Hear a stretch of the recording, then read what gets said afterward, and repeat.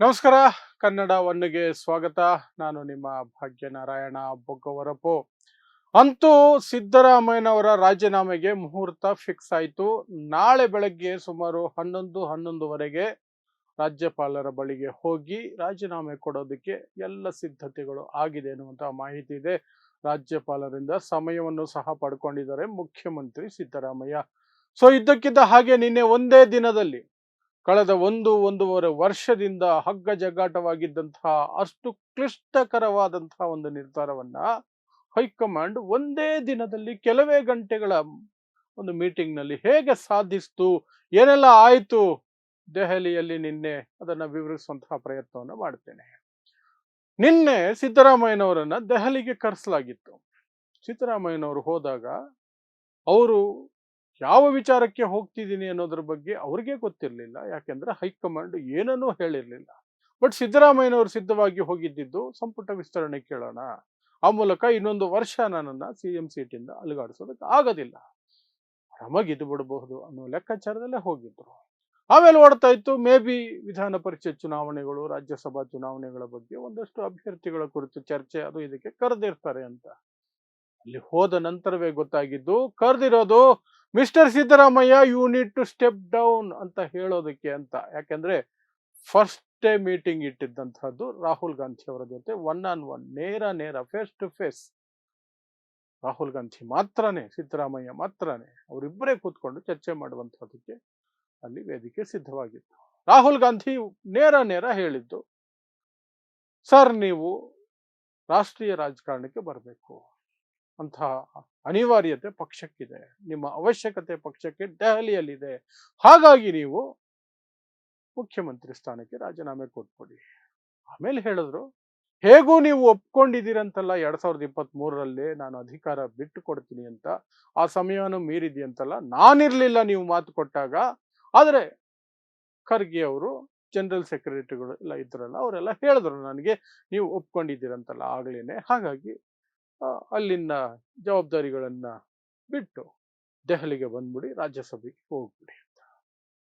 ಅಲ್ಲಿಗೆ ಸ್ಪಷ್ಟವಾಗಿ ಅರ್ಥ ಆಗಿದ್ದು ಸಿದ್ದರಾಮಯ್ಯನವರಿಗೆ, ಇನ್ನು ನಾನು ಇಲ್ಲಿ ಏನೂ ವಾದ ಮಾಡಲಿಕ್ಕೆ ಸಾಧ್ಯನೇ ಇಲ್ಲ ಅಂತ.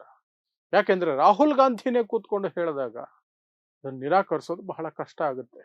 ಬೇರೆ ಪಕ್ಷದಿಂದ ಬಂದಂತಹ ವ್ಯಕ್ತಿಯನ್ನ 8 ವರ್ಷಗಳವರೆಗೆ, 5 ವರ್ಷ 2018ರಿಂದ 23, 2013ರಿಂದ 18, ಮತ್ತೆ 2023ರಿಂದ 26, 8 ವರ್ಷ ಬೇರೆ ಪಕ್ಷದಿಂದ ಬಂದಂತಹ ವ್ಯಕ್ತಿಗೆ ಮುಖ್ಯಮಂತ್ರಿ ಸ್ಥಾನ ಕೊಟ್ಟಿದೆ ಕಾಂಗ್ರೆಸ್.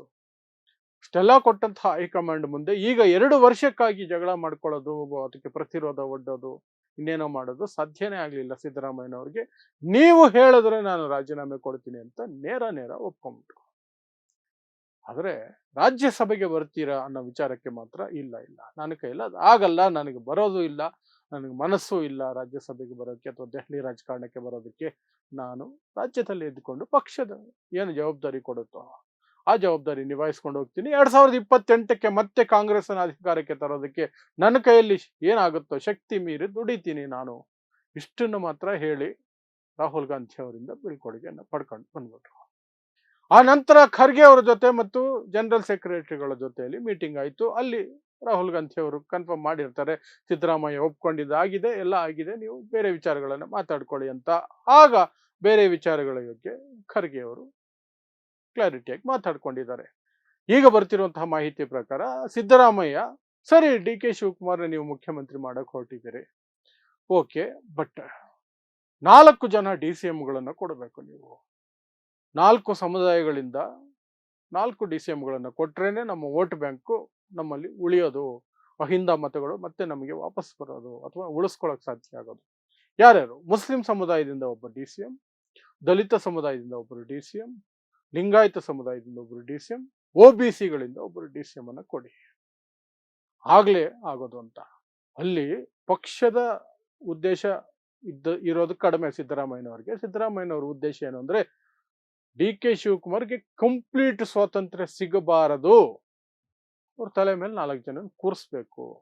ಅದರಲ್ಲಿ ತನಗೆ ಏನು ಮೊದಲಿಂದ ನಿಷ್ಠರಾಗಿರುವಂತಹ ವ್ಯಕ್ತಿಗಳನ್ನು ಸಹ ಅಲ್ಲಿಟ್ರೆ, ಲೈಕ್ ಜಮೀರ್ ಅಹ್ಮದ್ ಖಾನು, MB ಪಾಟೀಲ್ ಇಂಥವ್ರನ್ನ ಇಟ್ಟಾಗ, ಮಹದೇವಪ್ಪ, ಅಂತ ಅವ್ರಿಗೆ ನಿಟ್ಟಾಗ ಅಥವಾ ಪರಮೇಶ್ವರು ಯಾವತ್ತಿದ್ರೂ ಸಹ ಒಂದು ಹಿಡಿತ ಇರುತ್ತೆ ರಾಜ್ಯದಲ್ಲಿ ಕಾಂಗ್ರೆಸ್ಸಿನ ಮೇಲೆ ತನಗೆ ಅನ್ನೋದು ಸಿದ್ದರಾಮಯ್ಯನವ್ರ ಲೆಕ್ಕಾಚಾರ. ಇನ್ನು ಸಿದ್ದರಾಮಯ್ಯನವರ ಮಗನ ಬಗ್ಗೆ ಸಿದ್ದರಾಮಯ್ಯನವರು ನೇರವಾಗಿ ಏನೂ ಹೇಳಲಿಲ್ಲ. ಅವರಾಗ ಅವ್ರು ಮಾತಾಡಿದ್ರೆ ಅದೊಂದು ರೀತಿ ತಮಗೆ ಅವಮಾನ ತಾವೇ ಮಾಡ್ಕೊಂಡಂಗೆ ಆಗುತ್ತೆ. ಅಷ್ಟು ದೊಡ್ಡ ಲೀಡರ್ ಆಗಿದ್ದು ಮಗನಿಗೆ ಏನ್ ಮಾಡ್ತೀರಿ ಅಂತ ಕೇಳೋದು ಚೆನ್ನಾಗಿರಲ್ಲ ಅನ್ಕೊಂಡ್ರೋ ಏನೋ ಗೊತ್ತಿಲ್ಲ. ಅದನ್ನ ತಮ್ಮ ಬೆಂಬಲಿಗರಿಗೆ ಬಿಟ್ಟಿದ್ದಾರೆ. ಅವ್ರ ಬೆಂಬಲಿಗರು ಮಹದೇವಪ್ಪ, ಇವರು ಜಮೀರ್ ಅಹಮದ್ ಖಾನ್ ಅವರೆಲ್ಲ ಕೇಳಿದ್ದಾರೆ ಹೈಕಮಾಂಡ್ಗೆ, ಸಿದ್ದರಾಮಯ್ಯನವರು ರಾಜೀನಾಮೆ ಕೊಡೋದೇ ಆದ್ರೆ ಯತೀಂದ್ರ ಅವರಿಗೆ ಏನ್ ಸ್ಥಾನಮಾನ ಕೊಡ್ತೀರಿ ನೀವು? ಅವರ ಉತ್ತರಾಧಿಕಾರಿ ಅವರೇ ತಾನೆ, ಅವರಿಗೆ ಸ್ಥಾನಮಾನ ಕೊಡಬೇಕು. ಇಲ್ಲದೆ ಹೋದ್ರೆ ಕುರುಬ ಸಮುದಾಯ ಸಿಟ್ಟಾಗತ್ತೆ. ಕುರುಬ ಸಮುದಾಯದಿಂದ ನಾವು ಮುಂದಕ್ಕೆ ಸಮಸ್ಯೆ ಎದುರಿಸಬೇಕಾಗತ್ತೆ, ಅಥವಾ ಎಲೆಕ್ಷನ್ ಅಲ್ಲಿ ಕುರುಬ ಸಮುದಾಯದ ಮತಗಳನ್ನು ಕಳ್ಕೊಳ್ಬೇಕಾಗತ್ತೆ ಅನ್ನುವಂಥ ಒಂದು ಆತಂಕವನ್ನ ಹೈಕಮಾಂಡ್ಗೆ ಹಾಕಿದ್ರು. ಈ ಕಡೆ ಡಿ ಕೆ ಶಿವಕುಮಾರನ್ನು ಸಹ ಮತ್ತೆ ಒನ್ ಆನ್ ಒನ್ ಕೂರಿಸ್ಕೊಂಡು ಮಾತಾಡಿದಂಥವರು ಡಿ ಕೆ ಶಿವಕುಮಾರ್ಗೆ ಕೆಲವು ಸೂಚನೆಗಳನ್ನ ಕೊಟ್ಟಿದ್ದಾರೆ. ಆದ್ರೆ ನೇರವಾಗಿ ಹೇಳಿಲ್ಲ ನಿಮ್ಮನ್ನೇ ಮುಖ್ಯಮಂತ್ರಿ ಮಾಡ್ತೀವಿ ಅಂತ. ಅದು ಈಗ ಗೋಜಲಾಗಿರೋದು ಡಿ ಕೆ ಶಿವಕುಮಾರ್ಗೆ. ಅದಕ್ಕೆ ಅವರು ಮುಖದಲ್ಲಿ ಯಾವುದೇ ಭಾವನೆ ಇಲ್ಲದೆ ಓಡಾಡ್ಕೊಂಡಿದ್ದಾರೆ. ಪತ್ರಕರ್ತರ ಜೊತೆ ಮಾತಾಡ್ತಿಲ್ಲ, ಉತ್ತರ ಕೊಡ್ತಿಲ್ಲ, ಏನು ಮಾಡ್ತಿಲ್ಲ. ಡಿ ಕೆ ಶಿವಕುಮಾರ್ನ ಕರೆದು ರಾಹುಲ್ ಗಾಂಧಿ ಮತ್ತು ಖರ್ಗೆ ಅವರು ಹೇಳಿದ್ದಿಷ್ಟೇನೆ, ಸಿದ್ದರಾಮಯ್ಯನವರು ರಾಜೀನಾಮೆ ಕೊಡ್ತಾರೆ, ಶುಕ್ರವಾರದಂಗೆ ಇಲ್ಲಿಂದ ನಾವು ಉಸ್ತುವಾರಿಗಳನ್ನ ಕಳಿಸಿ ಅಲ್ಲಿ ಶಾಸಕಾಂಗ ಸಭೆ ನಡೆಸಿ ಅಲ್ಲಿ ನಾಯಕನ ಆಯ್ಕೆಯನ್ನ ಮಾಡ್ತೀವಿ ಅಂತ. ಬಟ್ ನಿಮ್ಮನ್ನ ಆಯ್ಕೆ ಮಾಡ್ತೀವಿ, ನಿಮ್ಮನ್ನ ಮುಖ್ಯಮಂತ್ರಿ ಮಾಡ್ತೀವಿ ಅನ್ನೋ ಪದಗಳನ್ನ ಬಳಸಿಲ್ಲ ಅನ್ನುವಂಥದ್ದು ಬರ್ತಿರುವಂತ ಮಾಹಿತಿ. ಅದು ಅವರನ್ನೇ ಮಾಡೋದು ಆಲ್ಮೋಸ್ಟ್ ಫಿಕ್ಸ್. ಆದರೆ ಈ ರೀತಿ ನಿಮ್ಮನ್ನೇ ಅಂತ ಒತ್ತಿ ಹೇಳಲಿಲ್ವಲ್ಲ, ಅದು ಡಿ ಕೆ ಶಿವಕುಮಾರ್ ಅವರನ್ನ ವಿಚಲಿತಗೊಳಿಸಿದೆ. ಹಾಗಾಗಿ ಡಿ ಕೆ ಶಿವಕುಮಾರ್ ನಿನ್ನೆ ಎಲ್ಲ ಮೀಟಿಂಗ್ ಮುಗಿದ್ರು ಸಹ ಬೆಂಗಳೂರಿಗೆ ಬಂದಿಲ್ಲ. ಈ ನಡುವೆ ಬೆಂಗಳೂರಿಗೆ ನಾಳೆ ಬರಲೇಬೇಕಾದಂತಹ ಅನಿವಾರ್ಯ ಪರಿಸ್ಥಿತಿ. ಯಾಕೆಂದ್ರೆ ನಾಳೆ ಮುಖ್ಯಮಂತ್ರಿಗಳು ಬೆಳಗ್ಗೆ ಸಚಿವ ಸಂಪುಟದ ಎಲ್ಲ ಸಹೋದ್ಯೋಗಿಗಳನ್ನ ಉಪಹಾರಕ್ಕೆ ಕರೆದಿದ್ದಾರೆ, ಬ್ರೇಕ್ಫಾಸ್ಟ್ ಕರೆದಿದ್ದಾರೆ. ಅಲ್ಲಿ ತಮ್ಮ ವಿದಾಯದ ಮಾತುಗಳನ್ನು ಹೇಳಿ ಸೀದಾ ರಾಜ್ಯಪಾಲರ ಬಳಿ ಹೋಗಿ ಅಲ್ಲಿ ರಾಜೀನಾಮೆ ಸಲ್ಲಿಸುವಂತಹದ್ದು ಸಿದ್ದರಾಮಯ್ಯನವರ ಪ್ಲಾನ್ ಅಂತ ತಿಳಿದು ಬರ್ತಾ ಇದೆ. ಸೊ ಆ ಸಭೆಗೆ ಡಿ ಕೆ ಶಿವಕುಮಾರ್ ಬರಲೇಬೇಕು. ಬರದೇ ಹೋದ್ರೆ ಡಿ ಕೆ ಶಿವಕುಮಾರ್ ಅವ್ರಿಗೆ ಇರುವಂತಹ ಆತಂಕ ಏನಂದ್ರೆ ಆ ಸಭೆಯಲ್ಲಿ ಏನಾಗುತ್ತೆ, ಏನು ಮಾತಾಗುತ್ತೆ ಅನ್ನೋದು ತನಗೆ ಗೊತ್ತಾಗದೇ ಇರಬಹುದು. ಅಥವಾ ಅಲ್ಲಿ ಹೈಕಮಾಂಡ್ ಮುಂದೆ ಒಂದು ಹೊಸ ಸೂತ್ರ ಇಡೋ ಪ್ರಯತ್ನ ಮಾಡಿಬಿಟ್ಟು ದಲಿತ ಮುಖ್ಯಮಂತ್ರಿ ಅನ್ನುವಂಥದ್ದಕ್ಕೆ ಅಲ್ಲೇನಾದ್ರೂ ಯೋಜನೆ ರೂಪಿಸ್ಬಿಟ್ಟು ಏನಾದ್ರೂ ರೂಪುರೇಷೆಗಳು ಬಂದ್ಬಿಟ್ಟು ಅದನ್ನ ಹೈಕಮಾಂಡ್ ಮುಂದೆ ಇಟ್ರೆ ಅದು ಒಪ್ಕೊಂಡ್ರೆ ನಾನು ರಾಜೀನಾಮೆ ಕೊಡೋದು ಅನ್ನುವಂತಹ ಸ್ಥಿತಿಯನ್ನ ಏನಾದ್ರು ಸಿದ್ದರಾಮಯ್ಯನವರು ಮಾಡ್ಬಿಟ್ರೆ ಆಲ್ಮೋಸ್ಟ್ ಡಿ ಕೆ ಶಿವಕುಮಾರ್ ಅವರು ತಲೆ ಹತ್ರ ಬಂದಿರೋ ಕಿರೀಟ ಹಾಗೇ ತಬಕ್ಕಂತ ಬಿದ್ದೋದಂಗಾಗತ್ತೆ. ಅದಕ್ಕೆ ಇವತ್ತೆಲ್ಲ ಅಲ್ಲೇ ಇದ್ದಾರೆ. ಯಾಕೆಂದ್ರೆ ನಿಮ್ಮನ್ನೇ ಮಾಡೋದು ಅನ್ನೋ ಪದಗಳನ್ನ ಕೇಳೋದಕ್ಕೆ ಅವ್ರಿಗೆ ಒಂದು ಆತರ ಅಥವಾ ಅದೊಂದು ಕನ್ಫರ್ಮೇಶನ್ ಅದು ಸಿಗ್ತಾ ಇಲ್ಲ. ಆದ್ರೆ ಬೆಂಗಳೂರಿಗೆ ಬರಲೇಬೇಕು ನಾಳೆ, ಇಲ್ಲಿ ಏನಾದರೂ ಎಡವಟ್ಟಾಗ್ಬಿಡುತ್ತೆ ಅನ್ನೋ ಭಯ.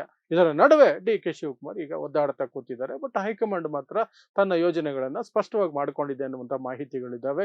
ಇವತ್ತು ರಾತ್ರಿಗೆ ಇಲ್ಲಿಗೆ ಸುರ್ಜೇವಾಲಾ ಬರ್ತಾರೆ. ಸುರ್ಜೇವಾಲಾ ಬಂದು ನಾಳೆ ಶಾಸಕಾಂಗ ಸಭೆಯನ್ನು ಕರೆದು ಅಲ್ಲಿ ನಾಯಕನ ಆಯ್ಕೆಯನ್ನು ಮಾಡಬೇಕು ಅನ್ನೋದು 99.99999% ಡಿ ಕೆ ಶಿವಕುಮಾರ್ ಅವರನ್ನೇ ಆಯ್ಕೆ ಮಾಡೋದು. ಯಾಕಂದ್ರೆ ಡಿ ಕೆ ಶಿವಕುಮಾರ್ಗೆ ಮಾತು ಕೊಟ್ಟಿದ್ದು ಅಧಿಕಾರ ಹಸ್ತಾಂತರದ ವಿಚಾರವಾಗಿ 2023ರ ಆರಂಭದಲ್ಲಿ ಚುನಾವಣೆ ಗೆದ್ದಾಗ ಯಾರ ನಡುವೆ ಪೈಪೋಟಿ ಇತ್ತು, ಯಾರನ್ನ ಇಟ್ಕೊಂಡು ಮೀಟಿಂಗ್ಗಳು ಮಾಡಿದ್ದು, ಅವರಿಬ್ಬರನ್ನ ಇಟ್ಕೊಂಡು ಇವ್ರು ಇಳಿತಾರೆ ಅಂದ್ರೆ ಇನ್ಯಾರು ಇವರೇ ಬರೋದು, ಡಿ ಕೆ ಶಿವಕುಮಾರೇ ಬರೋದು. ಸೊ ಆ ಸನ್ನಿವೇಶದಲ್ಲಿ ಎಲ್ಲರೂ ಇದ್ದಾರೆ. ಬಟ್ ಈಗಿರುವ ಪ್ರಶ್ನೆ ಏನು ಅಂತಂದ್ರೆ ಸಿದ್ದರಾಮಯ್ಯನವರು ಎಷ್ಟು ಸಫಲ ಆಗ್ತಾರೆ ತನ್ನ ಬೆಂಬಲಿಗರನ್ನ ಮಿನಿಸ್ಟರ್ ಮಾಡೋದ್ರಲ್ಲಿ, 4 DCMಗಳನ್ನ ತರೋದರಲ್ಲಿ ಸಾಧ್ಯ ಆಗುತ್ತಾ? ಅದಕ್ಕೆ ಡಿ ಕೆ ಶಿವಕುಮಾರ್ ಒಪ್ಕೊಳ್ತಾರ? ಯಾಕಂದ್ರೆ ಡಿ ಕೆ ಶಿವಕುಮಾರ್ ಉಪಮುಖ್ಯಮಂತ್ರಿ ಆಗಬೇಕಾದ್ರೆ ಪಟ್ಟು ಹಿಡಿದು ಕೂತಿದ್ದು ಒಬ್ಬರೇ ಉಪಮುಖ್ಯಮಂತ್ರಿ ಇರಬೇಕು, ನಾನು ಇನ್ಯಾರು ಉಪಮುಖ್ಯಮಂತ್ರಿ ಇರಬಾರ್ದು, ಎಲ್ಲರೂ ಉಪಮುಖ್ಯಮಂತ್ರಿ ಆದ್ರೆ ನನಗೆ ಆ ವ್ಯಾಲ್ಯೂ ಇರುತ್ತೆ ಅನ್ನುವಂಥದ್ದು ಅಲ್ಲಿನ ವಾದ ಆಗಿತ್ತು ಆ ಸಮಯಕ್ಕೆ. ಹಾಗಾಗಿ ಒಬ್ಬರನ್ನೇ ಉಪಮುಖ್ಯಮಂತ್ರಿಯಾಗಿ ಇಲ್ಲಿವರೆಗೂ ಮಾಡಿದ್ದು. ಬಟ್ ಈಗ ಬರ್ತಿರೋ ಮಾಹಿತಿ ಪ್ರಕಾರ ತೆಲಂಗಾಣ ಮಾದರಿಯಲ್ಲಿ 4 ಜನ ಉಪಮುಖ್ಯಮಂತ್ರಿಗಳನ್ನ ಸಮುದಾಯವಾರು ಮಾಡಿಬಿಟ್ರೆ ಎಲ್ಲ ಸಮುದಾಯಗಳನ್ನು ಸಹ ನಾವು ಖುಷಿ ಪಡಿಸ್ದಂಗೆ ಆಗುತ್ತೆ ಅನ್ನೋದು ಕಾಂಗ್ರೆಸ್ನ ಲೆಕ್ಕಾಚಾರ ಅಂತ ಹೇಳಲಾಗ್ತಿದೆ. ಅದು ಇವ್ರಿಗೆ ಸಿದ್ದರಾಮಯ್ಯನವ್ರಿಗೂ ಸ್ವಲ್ಪ ವರ್ಕೌಟ್ ಆಗುತ್ತೆ. ಡಿ ಕೆ ಶಿವಕುಮಾರ್ ಅವರನ್ನು ಸ್ವಲ್ಪ ಕಟ್ಟಿ ಹಾಕದಂಗಿರುತ್ತೆ, ತಮ್ಮ ಹಿಡಿತ ಫುಲ್ ಹೋಗ್ಬಿಡಲ್ಲ ಅನ್ನೋದು ಸಿದ್ದರಾಮಯ್ಯನವ್ರ ಲೆಕ್ಕಾಚಾರ. ಅದರಲ್ಲಿ ಸಫಲ ಆಗ್ತಾರ? ಡಿ ಕೆ ಶಿವಕುಮಾರ್ ಒಪ್ಕೊಳ್ತಾರ 4 DCMಗೆ, ಅಥವಾ ಒಬ್ರು ಸಾಕು ಇಬ್ರು ಸಾಕು ಅಂತ ಹೇಳ್ಬಿಡ್ತಾರ? ಆ ಒಬ್ರು ಇಬ್ಬರನ್ನು ಸಹ ನನಗೆ ಸರಿ ಹೊಂದುವವರು ನನ್ನ ಇಚ್ಛೆಗೆ ಅನುಗುಣವಾಗಿ ಆಗಬೇಕು ಅಂತ ಡಿ ಕೆ ಶಿವಕುಮಾರ್ ಹೇಳ್ತಾರ? ಅದಕ್ಕೆ ಸಿದ್ದರಾಮಯ್ಯನವರು ಏನ್ ಮಾಡ್ತಾರೆ? ಈ ಈ ಕುತೂಹಲಗಳು ಉಳ್ಕೊಂಡಿದ್ದಾವೆ. ಮತ್ತು ಯಾವಾಗ ಪ್ರಮಾಣ ವಚನ ಅನ್ನೋದು ಸಹ ಇನ್ನೆರಡು ದಿನಗಳಲ್ಲಿ ಆಗುವಂತ ಎಲ್ಲ ಸಾಧ್ಯತೆಗಳು ಇದೆ. ಈ ಎಲ್ಲ ಬೆಳವಣಿಗೆಗಳು ಕಳೆದ 24 ಗಂಟೆಗಳಲ್ಲಿ ಆಗೋಯ್ತು.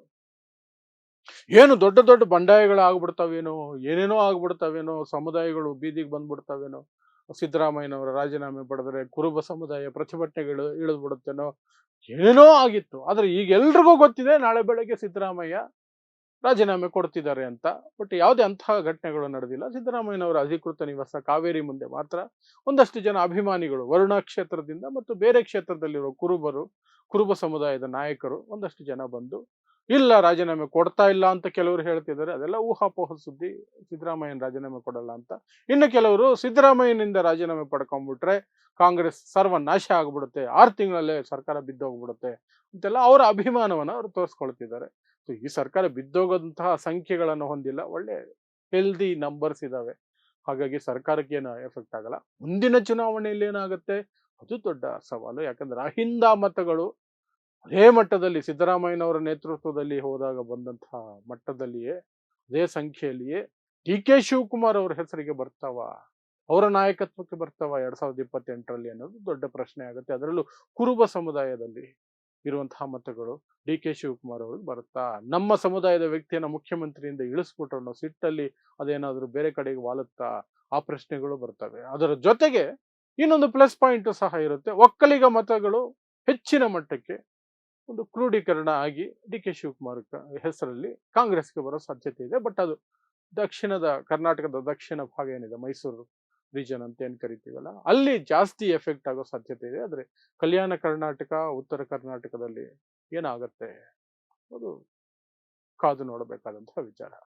ಸೊ ಏನೇ ಆಗ್ಲಿ, ಒಂದಂತೂ ಫಿಕ್ಸ್ ಆಗಿದೆ, ಸಿದ್ದರಾಮಯ್ಯನವರ ರಾಜೀನಾಮೆ ಫಿಕ್ಸ್ ಆಗಿದೆ. ನಾಳೆ ಬೆಳಗ್ಗೆ ರಾಜೀನಾಮೆ ಕೊಡ್ತಾರೆ.